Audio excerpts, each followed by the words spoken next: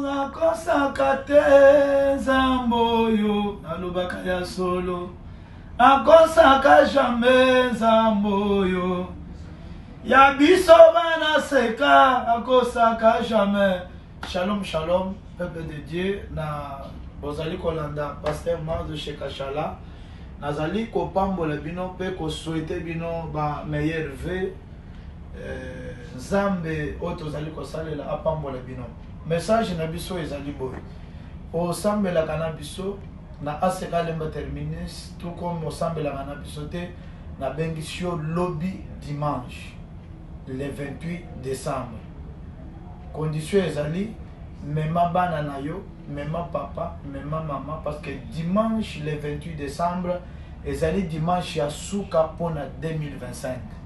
Bien aimé tala bola muzamba salelio kofanda na ndaku te kita na biso ezobanda 8h30 jusqu'à 12h30.